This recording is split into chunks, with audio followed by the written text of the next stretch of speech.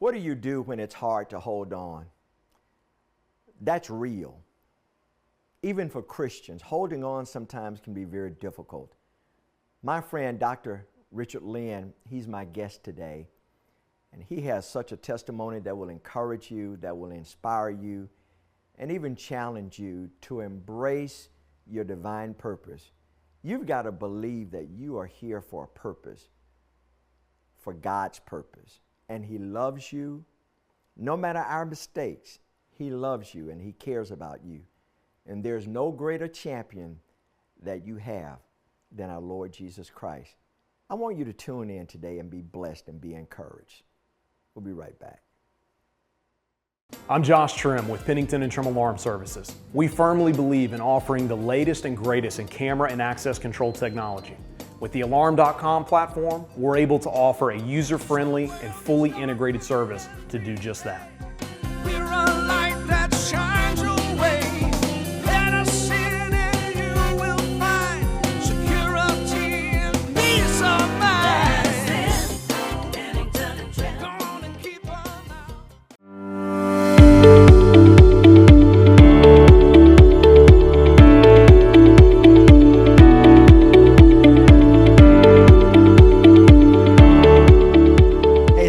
Joining me today. I appreciate you taking time. I say this every week and I really mean this.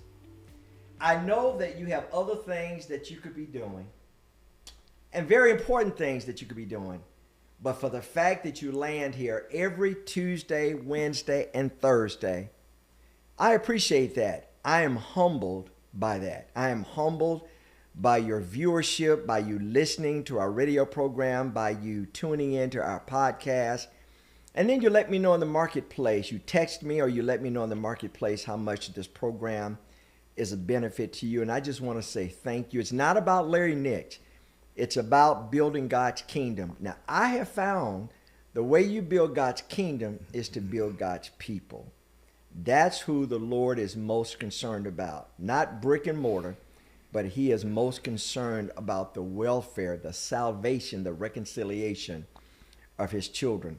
Well, I'm not going to meander today. I am so excited to have this young man. Let me tell you something. If anybody knows anything about me other than my family, it would be this guy because he is my longest friend. He and I have been friends for over 30 years. We have walked together, and I've always said that you need at least one person in your life that will hold you accountable so that when you are walking off of the path, when you're doing something you ought not to be doing, or you're considering doing things you ought not to be doing, there needs to be at least one person in your life that will tell you what you need to hear as opposed to what you want to hear. And they're even willing to risk their friendship because they love you just that much. And this person is that friend. Well, let me introduce him to you. Many of you already know him, particularly if you live in the Jackson metropolitan area. We have viewers and streamers from all over the country. But many of you in the Jackson metropolitan area, you really know who he is. My friend, my personal friend, Richard Wesley Lynn, born in Augusta, Georgia, is pastor, philanthropist, medical professional, motivational speaker, community activist, life coach, and author of the inspiring book, Holding On When It Doesn't Look Good, and host of the podcast, Real Talk with Dr. Lynn. Dr. Lynn was educated in the Augusta, Georgia public school system, as well as received his degree from Morris Brown College in Atlanta, Georgia. He is married to Kyla, which happens to be my wife's best friend. That's how this thing got started. And together they have two children, Richard 2 and Ryla, and both of them are our godchildren. And a wonderful daughter-in-law, not daughter-in-law, but daughter-in-law, Tara, and a precious, precious granddaughter. Dr. Lynn has led several boards and sits on several boards. He has sat on the Jackson Public School System Board, as well as currently sit on Unite Mississippi Board. He is the Dean of the Doctoral Program at New Foundation Theological Seminary and is an initiator and partnership with Unite Mississippi and Hines Community College of the Dr. Richard Lynn Unite Mississippi Scholarship. He currently serves as senior pastor of Morning Star Baptist Church in Utica, Mississippi. His motto is, while achieving my goal is important, me helping others achieve theirs is equally, if not more important. I am delighted to have my friend, now no joke telling and no giving away secrets, but I'm delighted to have my friend, Richard Lynn. Welcome, man. I finally got you here. I finally got you off the road and got you here. Yeah, you did, Larry. Not many people can do that. So take comfort in that. Well, I'm great. You know. I'm grateful for that. I'm grateful for that. So I do want to make, if you don't mind, I do want to make a correction. Okay, go ahead. And that is, you and I've been married now 43 years. So we've known one another for 40 years. 40 years. Yes. So tell the story how we got connected. Well, because your wife and my wife were best friends. That's right. In high school. In high school. And went to school together and all of that, and to this day, still best Yeah, they're still friends. buddies. There's no change. And so I met Larry through Carla, his wife, and so we just kind of hit it off. You're a transplant, because you were not even supposed to be in Jackson, Mississippi. You were working for a restaurant chain. Yes. And got transferred to Jackson, Mississippi. Yes, got transferred. From Augusta, Georgia. The guy that owned the Po Folks in Augusta, Georgia, bought the rights to build in Mississippi. And so I came to Mississippi and I volunteered. I said, I'm going. I want to go. And because he had asked. Did you know anything about Mississippi then? No, the only time I ever been to Mississippi is when I played football at Morris Brown. And we came to Jackson to play Jackson State. Walter Payton was playing. Oh, wow. I was a freshman. He was a senior. Oh, my goodness. And Walter Payton got 4 touchdowns on his first half, and he didn't play the second half. That's enough. That's enough. So, and then I just didn't, from that point on, I fell in love with Jackson. Hadn't been able to go back since and live in Augusta, but my family is still there. So. And Augusta, Georgia is known for the birthplace, the home place of James Brown. James Brown, yes. The hardest working man in show business. Man said he feel good. Listen, before we came on the air, you and I were reminiscing about, because I introduced you to my producer. Yeah. My producer, if you see my producer, he looks like he can tell he was a football player. Yeah. But he looks like a bouncer, but just one of the nicest guys. Wow. But if you poke the bear, Yeah. then that bear will come out of him. That's right. But we were reminiscing about you playing football, and I told him that when you played football, you made, how many touchdowns did you make in the first half, and the coach just took you Well, out? it was just 6.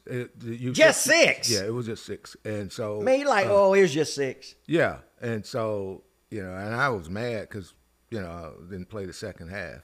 So, I was. You made 6 touchdowns in the first half. They took you out. Yeah, and I didn't. He didn't want me to play anymore, and I was having fun, and so he said, "No, you don't have to play anymore. We're good with you.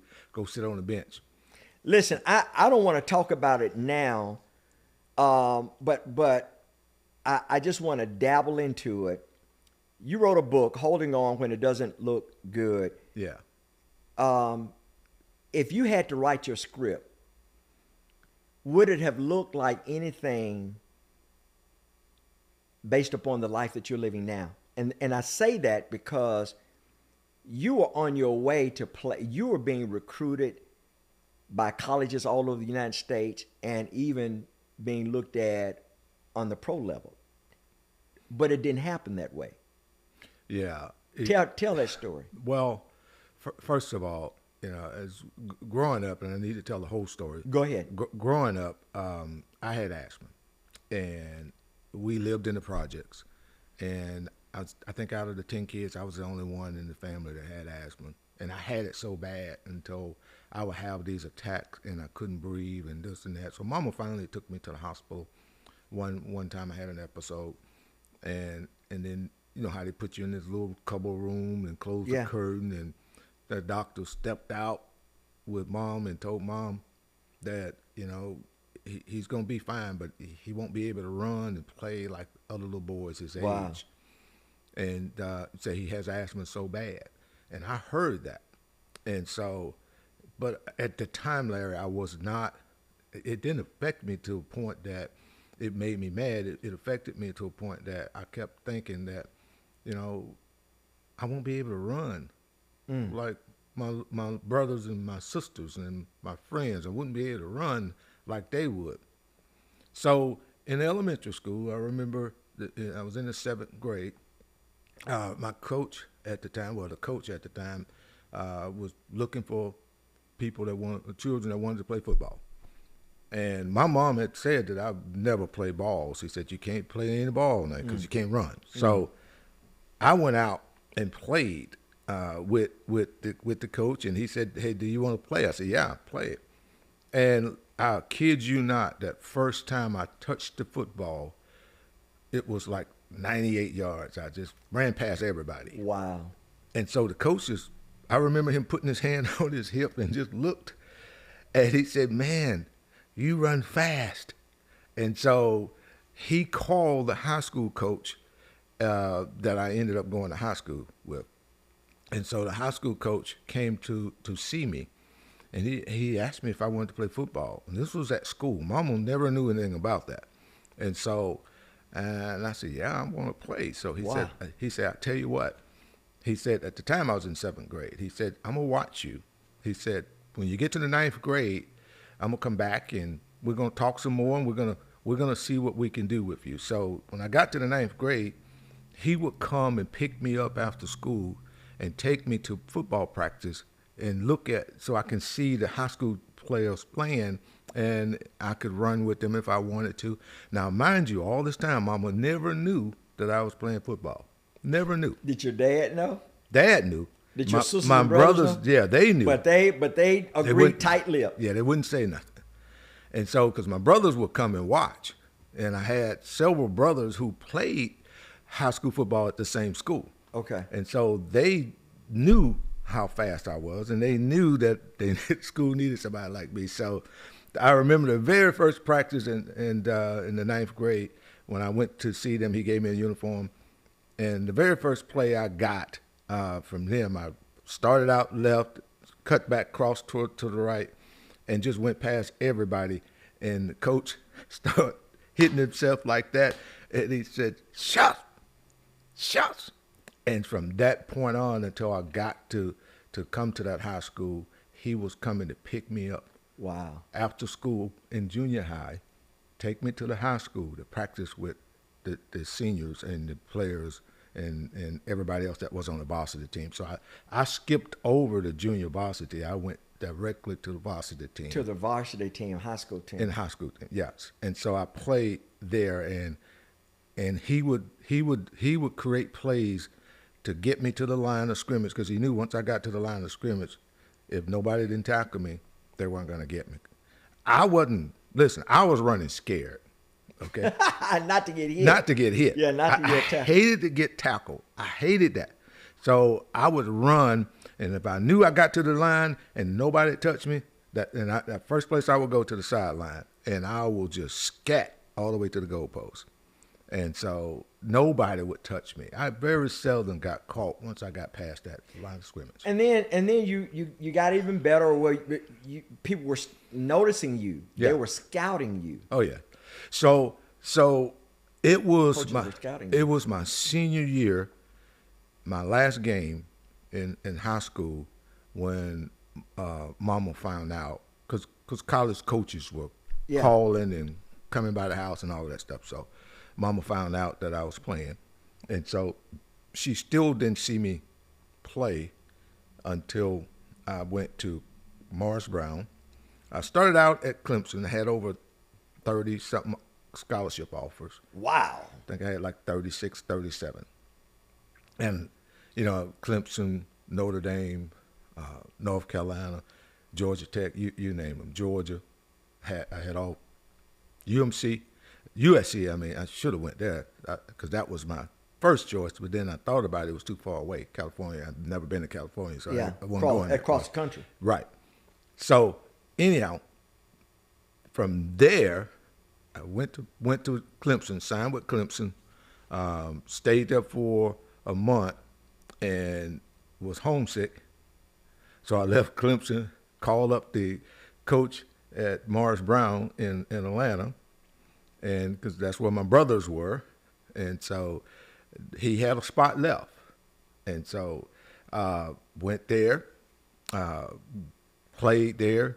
My brothers brought Mama to the game one day to see me play there, but unfortunately, the Dallas Cowboy head coach came to see me, scouted me my junior year, and said, "You hold on." Said, "We think we're going to get you." And so my practice first, when I got to be a senior, my first practice is when I tore my knee up. Oh my goodness. And so football went away from that point because I couldn't recuperate to get back into it. So disappointing, Mm-hmm. because your trajectory, you were going to the next level. Yes. I'm sure you had all dreams and aspirations. Oh, yeah. Stop there. I want you to stop your testimony there, and I want you to jump to 225. Mm-hmm. The Lord has done so many miraculous things in your life. For those that may be watching or even listening, streaming, Yeah. they're disappointed because it seems that they wanted to go one way and it hadn't panned out. Yeah. It hadn't played out. They're discouraged. They feel underutilized. They feel betrayed, even by God. Yeah. They feel abandoned. They feel like there's nothing good left of them. How, based upon your experiences, because you entered the business arena and have had extraordinary success. Based upon your experience from you getting hurt, tearing your knee up, not going to play NFL, but going through the career that you have and having success, how would you encourage those that are listening to hold on? Well, the one thing that I would say, Larry, is you got to know what your purpose is.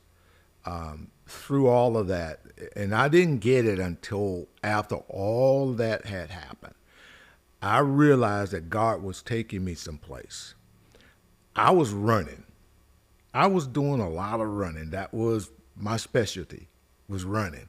And so what happened was, during that time, I didn't see it. I didn't understand it until I had the accident with my knee. And after that point, I was disappointed. I was heartbroken, disappointed. I realized from that point on that God was taking me someplace. Yeah, he was letting me run, but he was taking me someplace. I realized even to this day that he allowed me to run like I wanted to run for the world and the people and everybody else. But he wanted me to get used to that so that now I can run for him, which is where I am now in my life. Yeah. I'm still running, but I'm running for him. So I would say to you, know what your purpose is. Don't give up. Because I had every opportunity in the world to give up, but I didn't give up because I knew then that God had a purpose for me. Because the one thing I will say, of all the things I went through, the one thing I didn't lose was my faith in God. I didn't lose that. I lost a lot of stuff, including my businesses that I had, but I didn't lose him. And so hold on, because the purpose that God has for you is for you.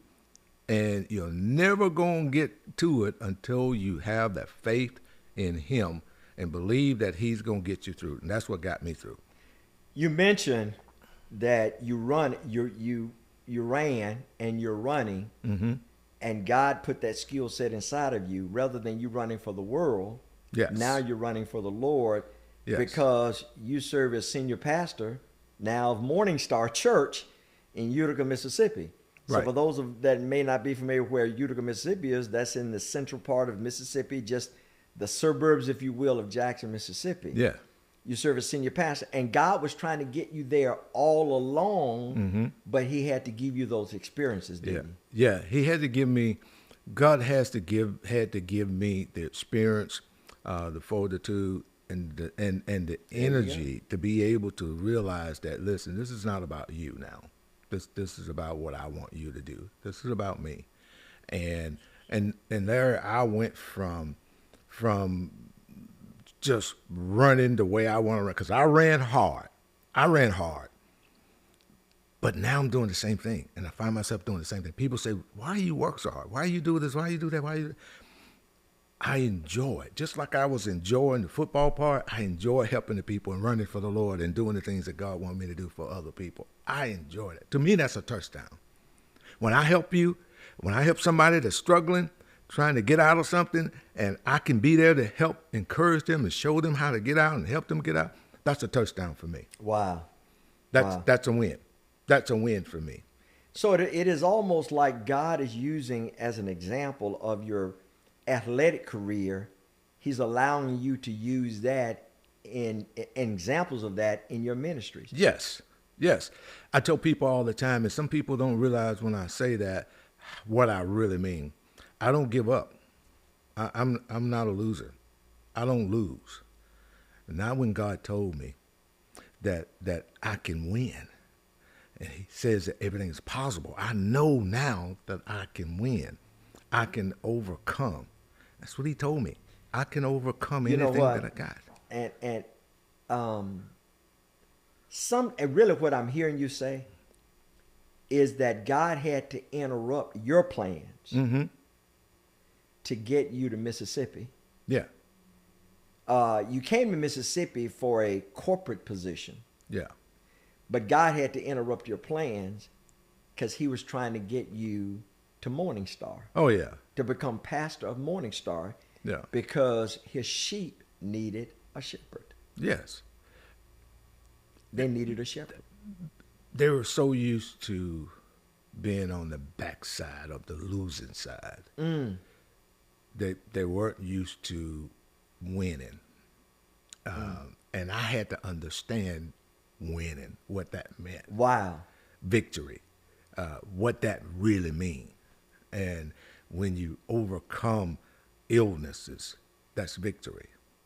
You know, when you overcome things that you are faced with, obstacles, and you overcome that, that's victory. And people don't really get it.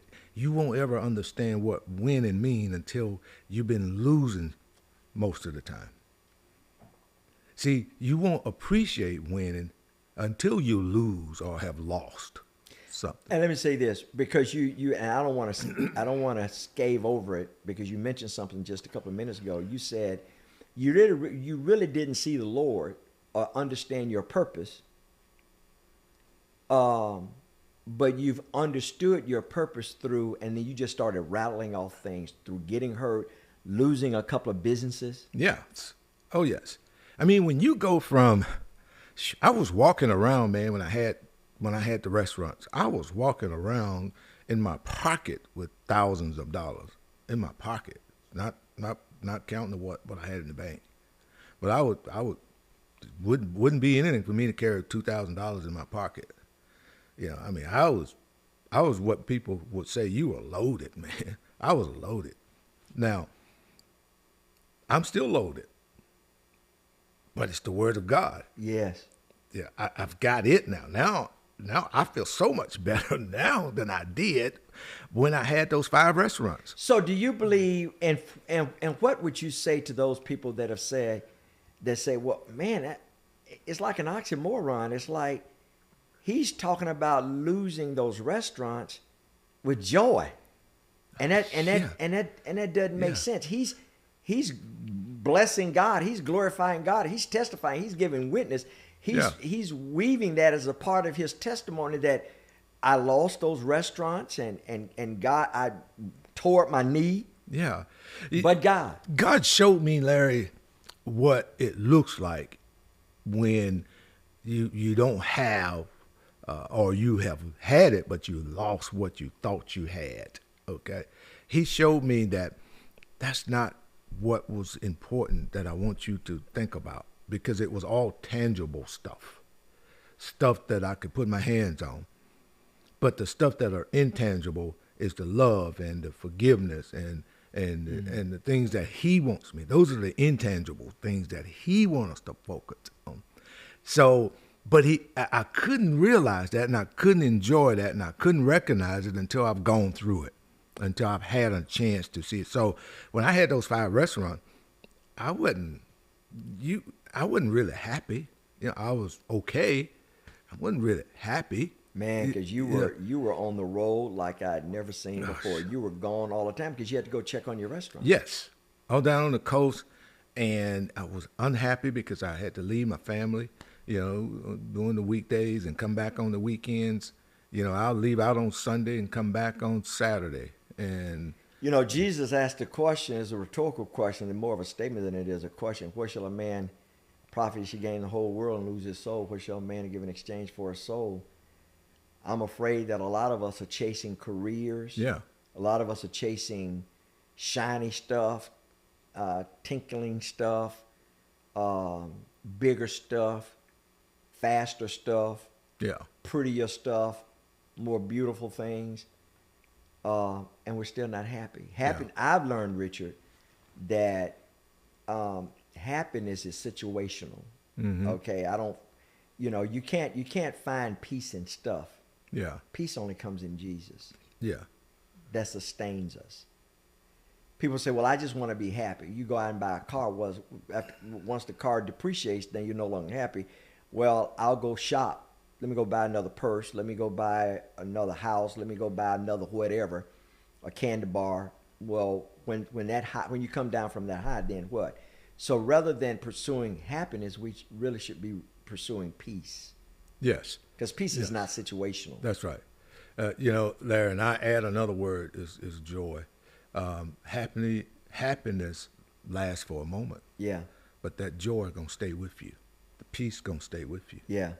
So if you seek those two things, and you can have, people say, well, you can't have both. Yes, you can. You can have both. You can have peace and you can have joy. Yeah. Okay. I have joy, but yet I'm peaceful. I'm at peace. Yeah. I have joy. Because you understand that your pursuit, your worth is not found in things. Yes, that's your right. Your value is not found in things. That's right. Well, and then God has allowed me to be exposed to some of the same things that people are trying to get to now and want to get. I've had those experiences. He'll allow me to go through that just so that and they don't turn you on anymore. Right. I mean, so when I talk to people and they're going through certain situations that I've already gone through, I can talk about it. Was that the motivation for your book, Holding On? Yes, that was it. So many people are losing hope and they're giving up. They're just holding on when it doesn't look good. Yeah, they'll hold on as long as it's looking good. When it feels good, when Right. they got plenty of money in the bank. Not even Right. plenty of money, but when they got just a little extra, Right. when the lights are paid, the utilities are paid, their children are okay. Yeah. But what happens when it starts raining? That's right. When that storm comes, what do you do then? What do you do? Do you run? So that's the motivation of your book. Oh, yeah. So many people, Larry, are hurting and giving up, and they lose hope, and they just said, it ain't worth it. I'm going to stop. No. Never give up. Never turn loose the hand that brought you to where you are now. Never turn loose that hand. Richie, you say that so confidently. Where does that confidence come from? Well, it's funny you said that because I have a saying, I'm not cocky, I'm just confident. I'm not cocky, I'm confident. Yes, and there's a difference. Talk to me. I'm confident. I have confidence in God. I know where my power, my real power, which consists of my love, my determination, everything about me. I know that if I need anything, I just, you know what I do? People pick up the phone, call somebody, I pick up my Bible and call on Jesus. I pick up my Bible and find me a scripture that tells me what I need to ask him for and how I need to ask him. That's confidence. That's confidence. And if you're not careful, misplaced confidence can get you in trouble. In fact, I want you to hold that point because Cal Reno, who's senior pastor of Crossgates Church, he's going to actually speak to that. Mm-hmm. I want you to stay tuned. We'll be right back. Hey, my name is Kyle Reno, Senior Pastor at Crossgates Baptist Church. Here's a defining moment from this last Sunday. So here's a charge for us. Let's help our children understand that honor matters. As the culture's trying to take it out of them, let's help bolster that belief to rightly help honor. Now, I know I'm speaking mostly to parents in the room, right? To which are like, man, this is truth, yo. Like, I need all the kids to understand that. But the only way that we teach it is that we rightly believe it. And listen to me, and we first model it. That we model it even to our children. And listen to me, God's not merely trying to get from our children, He has something for our kids. Listen what it goes on to say. This is the first commandment with a promise. And here's the promise, that what? That it may go well with you and that you may live long in the land. Let me tell you what the Bible shows us. Our God is a God, listen to me, when we rightly respond, He rewards. That there is blessings that are stored up, listen to me, for the obedient. That there's some blessings we just receive in Christ, and then there's some blessings that come as we obey. That what we're teaching our kids is, listen to me, if you walk in the right path, if you take the right next step, it positions you, listen, to prosper.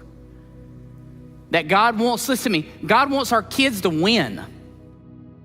Hey, thank you for taking some time to listen to that defining moment from this last week. If you'd like to listen to the sermon in its entirety, you can go to crossgates.org, and we would love to have you visit with us any week on any of our Sunday experiences or our midweek opportunities. I'd encourage you this week to take some time and really think about what moments right now are defining your destination. God has more in store for you. Hope to see you soon.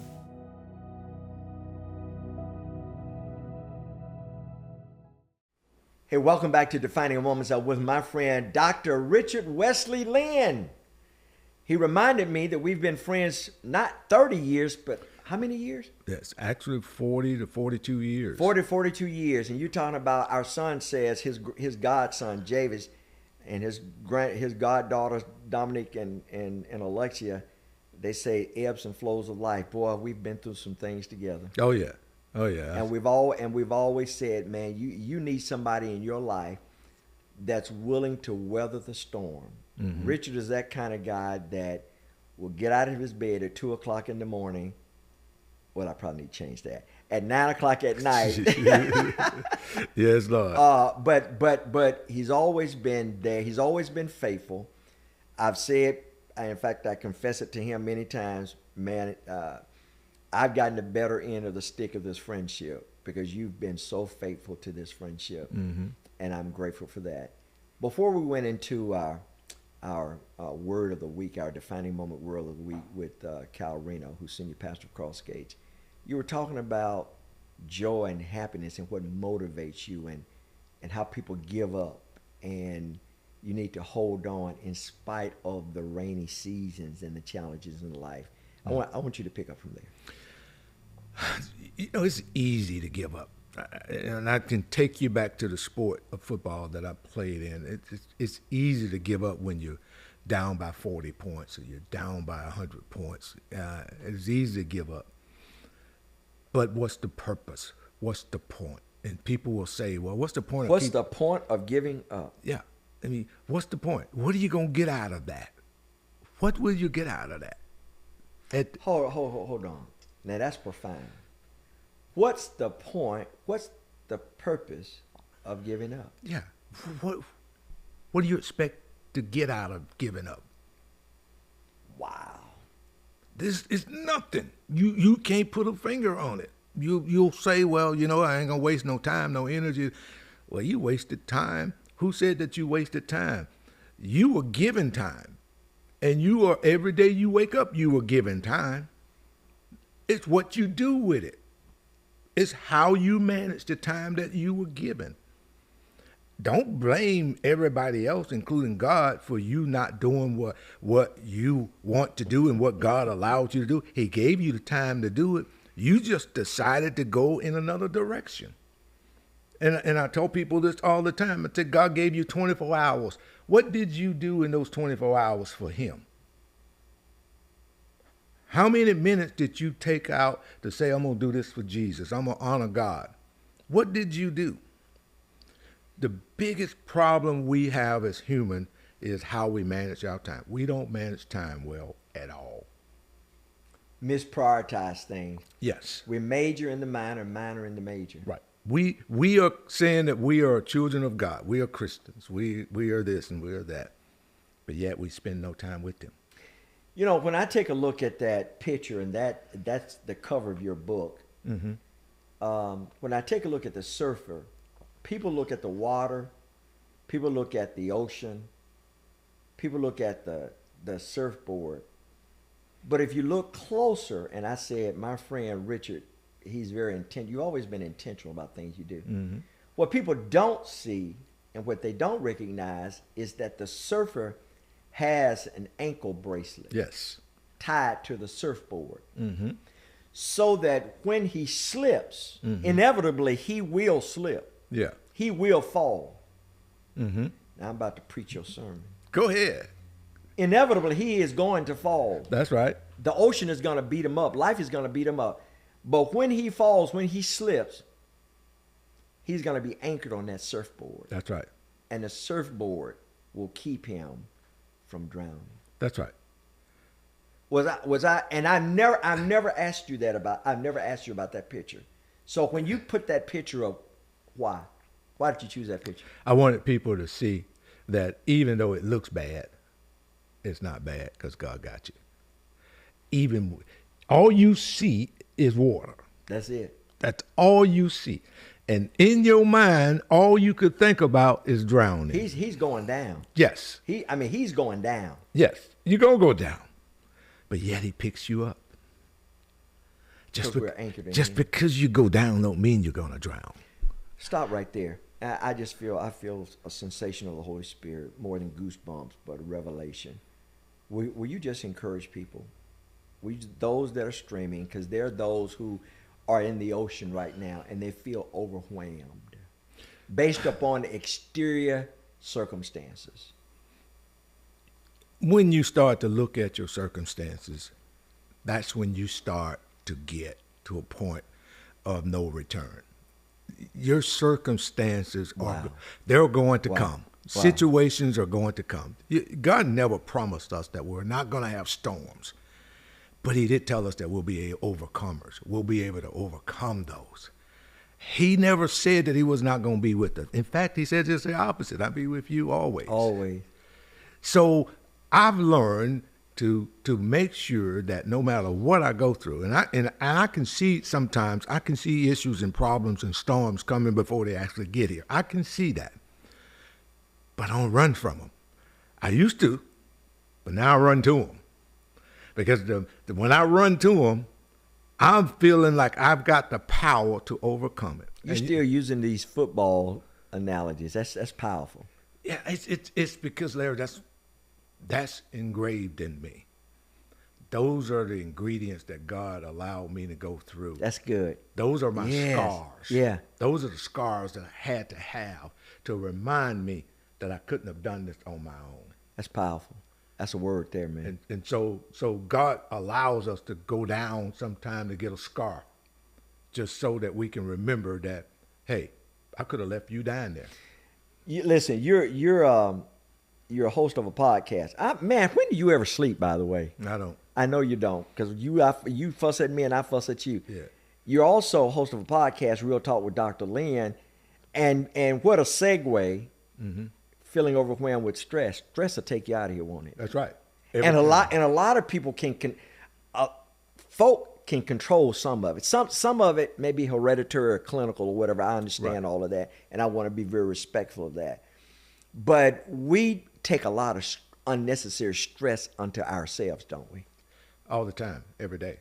And the enemy will use that to kill us. Yeah. Well, his job is to do that. His job is to set us up for failure. His job is to come in and make us look at things differently than what God wants us to look at. And it's so easy because he's focused on the stuff that we like and we love, you know. And let me take that back to draw it back just a little bit. He focused on things that we love. He don't focus on things that we like. Why? Because there's a difference. If we say that we love God, he's going to interrupt that. Yes. He's aiming to distract that. Right. To drive a wedge. That's right. Between that. That's right. So we have to always be mindful of that. He ain't coming to stuff we like, because that ain't going to fascinate him. It ain't going to fascinate us. He's coming in between us. We love our children. We love our family. So he's coming in that area. That's where he's going. He's going to focus on those things. So when I listen to your podcast, Real Talk with Dr. Lynn, what am I expected to hear? Real talk. Real. I'm going to keep it just real. I'm going to tell you the truth. Whether you want to hear it or not, I'm going to tell you the truth. I'm going to tell you and you know what the truth is. The truth is going to be the word of God. This is what God says that you need to do to handle this. I don't care what somebody else told you. I don't even care what mama told you. This is what God told you. You said you had another caption, and of course we don't have it on the screen, but one of the programs you focused on, be careful about what they say. Yeah, I had a talk on. Boy, they say can get us in a lot of, and has gotten us in a lot of trouble. Always. They say have always played a part in our lives in keeping us from being closer to God. They say will get us tied up, locked up, beat up, all kinds of stuff. But they say would never tell you what God said. Always be what they say. They can't speak on God. They speak on what they say. You're not angry. No. Your personality, since I've known you, I've seen you hot. Mm-hmm. Out of 40 years, I've seen you really, really hot. I can count them on my one hand. Yeah. You're one of the most controlled persons that I know. And that comes from inner strength. Right. From knowing who you are and whose you are. Yeah.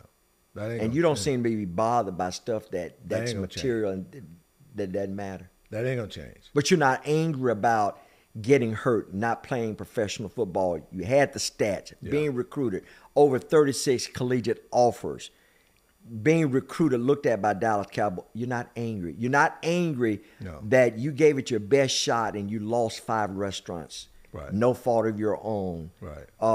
And other things in life. It seems like they've become life lessons. It has. And it has calmed me down. It has allowed me to become who I am today. That's why I can speak of it. Before I couldn't. Now I can. And it's before, Larry, I had to just write things down. Now I speak it. So for those people that are angry at God, say, God, why did you let this happen to me? Why? I had my plan planned out. I had my life planned out. I wanted to do this. Yeah. And you interrupted me. Now, by the way, I'm talking to myself. Yeah. Because as much as I'm pointing at you, for those that are watching, I'm pointing at myself too. Because I've had that conversation with God. Yeah. Because I had dreams and aspirations of directions I felt like I wanted to go in. In fact, I put it like this: God, I have a plan. I want you to bless it. Right. Oh, but I think one day you had to remind me, what about asking God, what is your plan for my life, and jump in that? Yeah. As opposed to asking God to jump in your plan. Why don't you jump in God's plan for your life? Because that's where you'll find the greatest peace. Well, he said in his word, if you focus on those things above, first, he'll give you all this other stuff. But we can't do that. We want what we want first. And it don't work that way with him. He's first. And he's going to always be first. You can try to put him second. It won't last long. And you won't be happy at the end. But when you put him first and do what he says for you to do, not only will he give you what you wanted, but he's going to give you more than what you asked for. And not to get in your business, but you know what? Even though you've gone through the pruning, you've gone through shifting of seasons, man, you're better off now than you've ever been. Oh yeah. Yeah. Whatever that means, we're not going to get into it. I'm more happier now than I've ever been in my life. More peaceful, yeah. Yes. And I tell you this, before I got anchored in the Lord deeply like I am now, I was running, like I said, for myself. How much can I get? this. Huh? Money.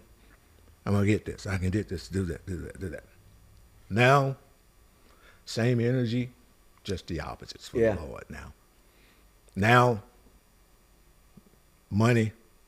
It's a tool. I don't work for money. I tell people this. I don't work for money. When I tell them this, they get kind of paused. I don't work for money.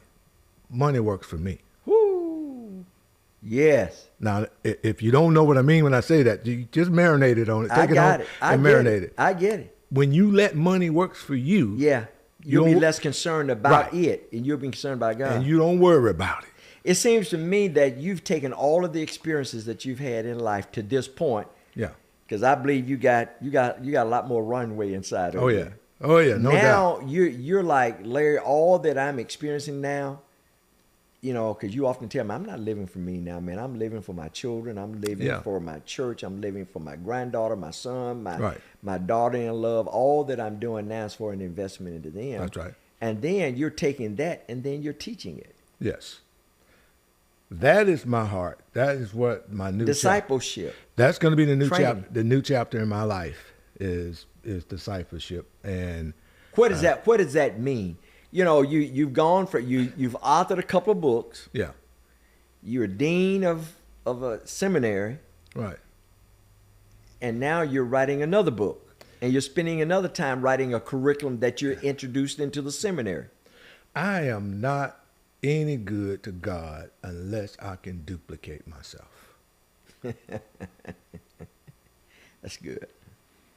I am not any good to God unless I can duplicate myself. Now, let me tell you what I hear. If you die and everything that you've done dies, then you haven't done what God asked you to do. What good is it? That's powerful. What good That's is a word there, man. I am committed to spending the rest of my time that God gives me discipling people or duplicating myself. I did that on my job. I did that in school. Now I'm doing it for God. I have to duplicate myself. And as many people that I can duplicate, that's what I want. Before he takes me out, that's what I want to do. That's what I'm committed to. And I'm running hard at that. As hard as you ran on the football field, you're running even harder because now you know where true joy and peace lies. That's right. Not in the accumulation of things. Nope. Not material stuff, but spiritual stuff. I want to make sure that people know that God loves them, that hope is still alive. In fact, why don't you tell them? So listen. Hope is still alive. Hope in God is always going to be there. It's never going to go away. Always going to be there. And the only thing that's going to change that, listen to me good. Listen to me now. The only thing that's going to change is how you see it and if you believe it. Those two things, if they change, then the hope that you thought you had is not going to be there. You got to stand on it. And anybody that truly believe in God himself, anybody that believe that he will continuously to get you out or make you overcomers as his word says, that's going to happen. But the minute they start to doubt, it's going to be the beginning of your downfall. So I say to you, those of you who are listening, I say to you, if you say you have hope, the one thing I want you to know, find out what your hope is in. Because if it's not in God, you just got a cookie with no sugar in it. Wow. You have a cookie with no sugar in it. And that's a tasteless item. That's right. Worthless. As tasteless and worthless. Mm-hmm. I heard you preach a sermon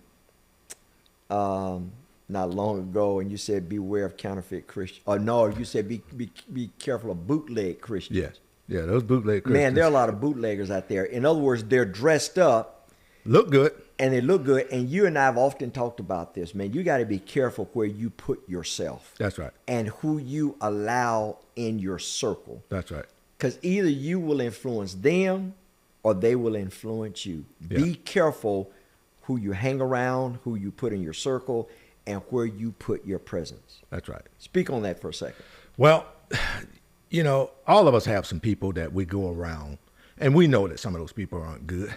And sometimes that's a good thing for God, because God knows that if he puts you in that situation, he can trust you now. He can allow you to put you there because he knows what you're going to do. But if you're going to transform it. Yes. But if you just walk into it yourself because that's what you want to do, then you're going to reap whatever it is that's going to come out of that situation, which is going to usually be bad. But sometimes God puts us in a situation that he's already trained us for. Wow. God has already prepared us and given us everything we need to go into that situation where he's trying to send us to take care of some stuff. That's why you see, Larry, some people are more effective than others. And the reason for that is because those who are effective are the ones who God really sent there because they were prepared. Now, you know what? Now, you just inspired another thought that if you're in a hard season, don't demise that or don't dismiss that or don't despise that, rather. Don't despise that. It could very well be that God has placed you there for a purpose. Yes. Yes. When you go into a place that you are saying to yourself, you know, it was something that you didn't ask to be there, you didn't want to go there, it's because God wanted you to go there. God wanted you to do. He has already instilled in you everything he needed you to have to go there. He's prepared you for everything. So don't despise it. Right. Quit crying and ranting. He knows. Right. God said go. You just got to go. And we need some more go people for the Lord. That's what we don't have. We need some more go people. We got go people at football game, basketball game. Oh my goodness. You know, we got a lot of the world. Yeah. We got a lot of those go folks. Yeah. They'll fill up a stadium, but they won't fill up a pew at a church. If you can't say amen, say out. Hey, listen, how can people get a copy of your book? We only have a few minutes remaining. Yes. If people would like to get a copy of your books. Amazon got them. So all they got to do is go to Amazon and just pick up one. Because you have 2 books. Yeah. Your first book. Yes, if you don't mind. This first book is it's the book that's dear to my heart. I wrote this for pastors and lay people because counseling is something that we all need. Yeah. Okay. And counselors need counseling. Yes. Preachers need counseling. So how many preachers, and over the years I've noticed a lot of preachers that don't realize that they're counselors. Yeah. And they don't even know that they need to ask about what is counseling and how do I counsel people. Yeah.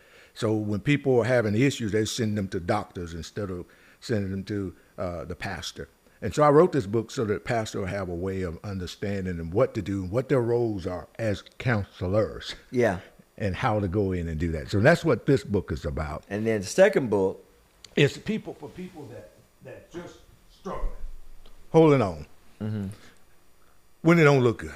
It's okay to hold on when things look real good and you think it's going to be all right. But what about when it don't look good? Will you give up? No. It's easy to give up. That's when you hold on tight and you say, come on, Jesus. And you start quoting Jesus' word. Because when I'm going through something, Larry, I look at Jesus face to face. I can see him and I say, okay, God, you said that if I needed anything, all I needed to do was ask for it and just have faith. Depend on him. And right. And you told me that I can have it. Well, come on, Jesus. I'm waiting on it. Come on.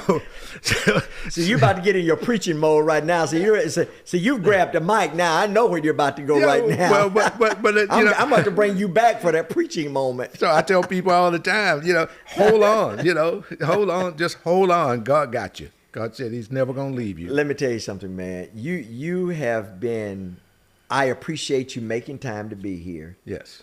I've told you, every now and then I remind you of this, but I tell all the entire audience, man, you've been an extraordinary blessing in my life. Mm-hmm. And you are an incredible blessing to our children, your godchildren, as we'd like to think that we are to yours. And I thank God for you. I thank God for your ministry. I thank God for him detouring you all the way to Mississippi, because I've been the benefactor Yeah. of your friendship, and I thank God for you, man. So Thank God for you, man. It's been a pleasure. I pray that somebody got something out of this today. My goal is to be a witness on God's behalf. yeah. So, thank Well, God for you you. know what?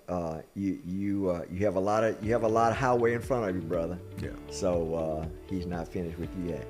Hey, I appreciate you joining me today, and thank you for being here. Once again, I remind you to tune into us every Tuesday and Thursday at 11 a.m. on 104.3 FM, the radio program, as well as the many social media digital podcasts, our own private digital media station, ignitems.tv.